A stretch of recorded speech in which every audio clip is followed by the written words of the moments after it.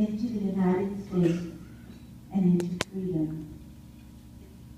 Those three weary travelers were our beloved Mother Foundress, Mother Maria Luisa Josefa, pictured right here,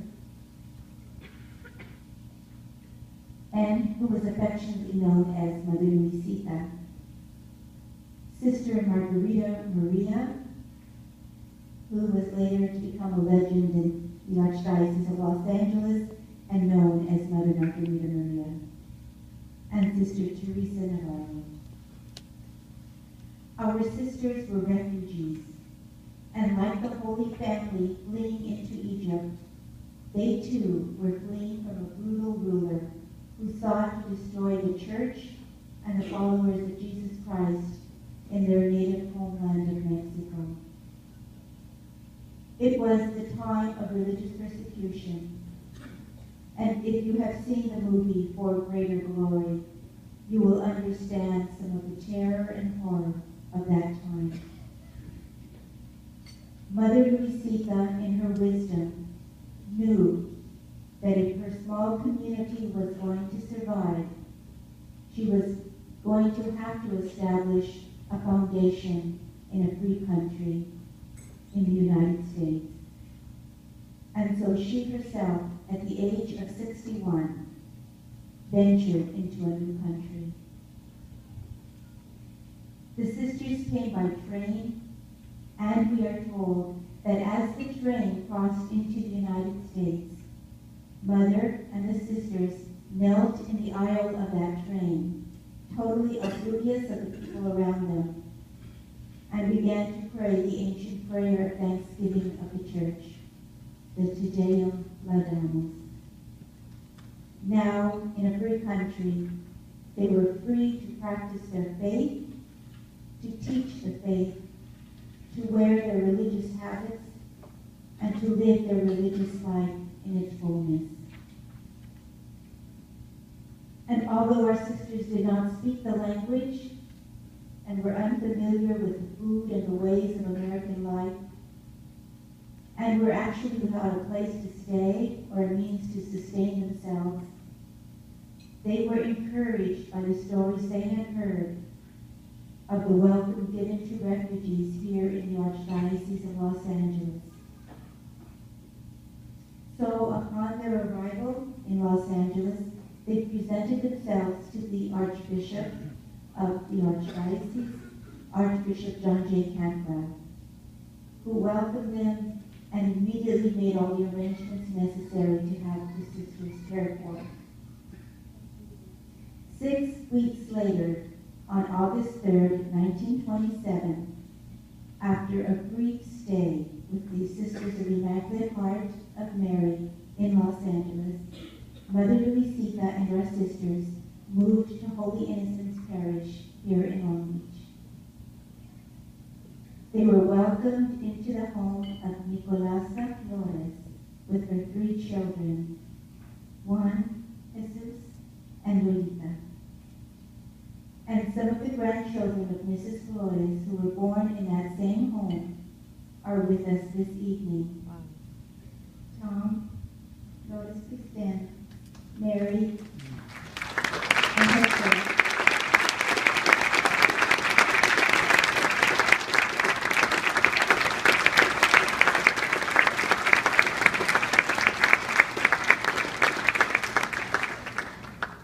On behalf of Mother Luisa and our many early sisters who stayed in Long Beach, we extend our thanks to you and to your family for the example of true Christian charity which was extended to them. We will never forget you. We will never forget your kindness. Holy Innocents Parish at that time was barely 4 years old, with a new church erected in 1926. The pastor at that time was Father Theodore Ott, and he graciously welcomed our sisters, in spite of being burdened with a new parish that was thriving and all the complexities of running a parish, and that on the verge of the Great Depression. But then Mother sent 4 more sisters of Mexico, until the time came when there were 30 sisters here in the parish. Our chronicles faithfully record that many firsts took place here at Holy Innocents. The parish provided the very first home turned convent for our sisters in the United States. And this convent housed their first chapel and their first tabernacle. You can imagine how thrilled the sisters were to have their own convent and chapel and tabernacle, because with the religious persecution in Mexico, they had been without Mass, without the sacraments, and without the presence of our Lord in the tabernacle. At Holy Innocents Parish, the sisters began their first apostolate, teaching catechism, taking the parish census, and serving the families of the parish. To be able to speak freely again about God and about the things of God, and to help this people, were recompense enough for their labors. It was also here at Holy Innocents that the sisters began their first business venture, opening a second-hand store and a religious article store in the convent. One of the most distinguished visitors to visit the sisters at this time was Father Joseph T. McGuffin. He was at the time a newly ordained priest, and he came to give the sisters his blessing and to encourage them. And many of us know that he went on to become the Archbishop of San Francisco. And to this day, we cherish the friendship he showed to us. He was always a very, very dear friend to the community.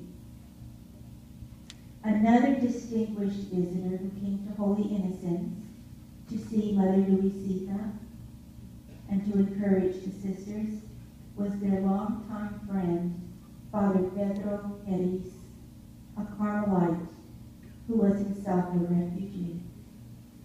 Father Venerable was originally from Spain, but had been assigned to Mexico, and it was at that time that he met Mother Luisa as she was struggling to found our community, and he would give her spiritual direction and advice.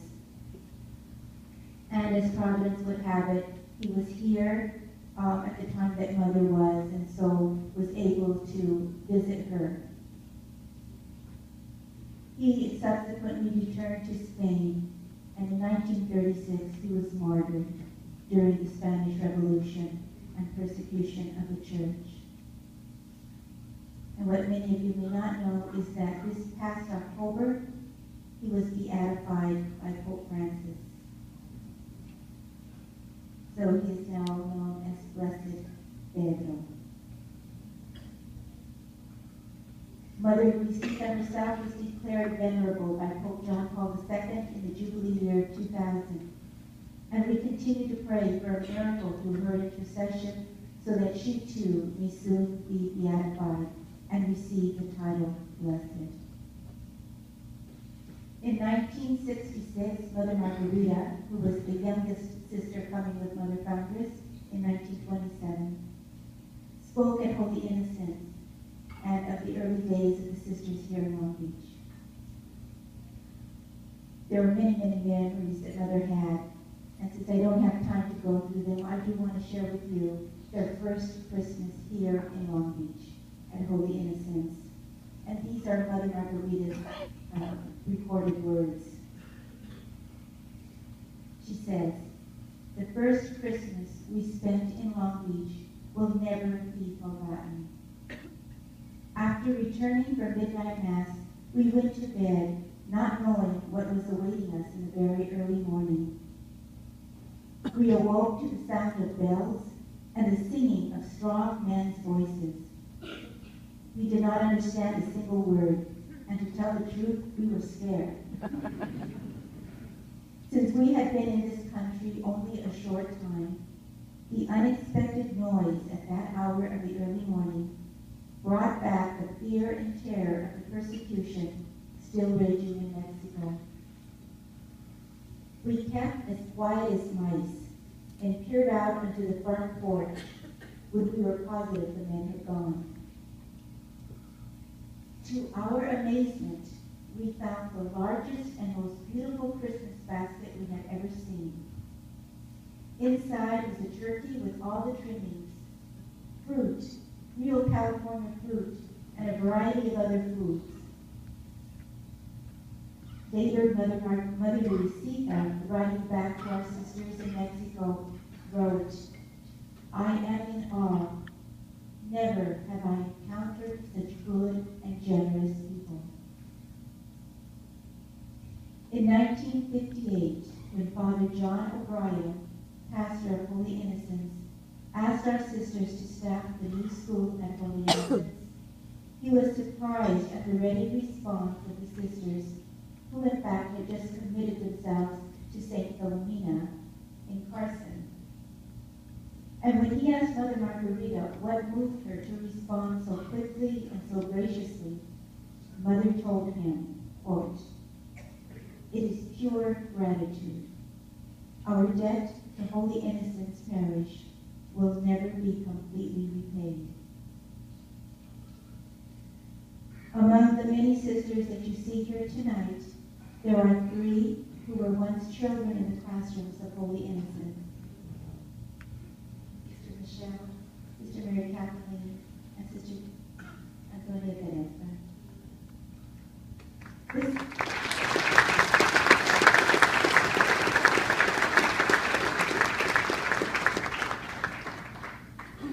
The sisters here tonight represent not only themselves and their individual connection with the school and parish, but they represent all the Carmelite Sisters of the most Sacred Heart of Los Angeles, who carry in their hearts and in their prayers deep gratitude that spans the generations that will continue into the future. As I noted earlier, when Mother Luisa and the sisters crossed the border into the U.S., they sang the Te Deum, the hymn of thanksgiving to God. And our chronicles report Mother's words. She wrote, she advised us that it was her prayer that we would repeat this hymn of thanksgiving to the Lord with the persistent prayer that He would lead the community to do good to the many souls in this country, that He welcomed them with so much kindness.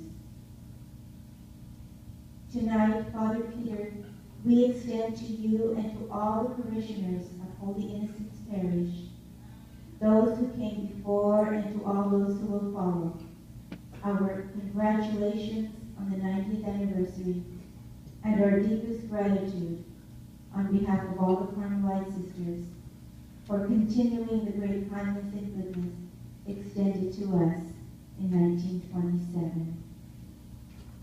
And with all our sisters who have gone before us into eternity, and with them we continue to sing our hymn of praise and thank God for the graces we have received from our service to you.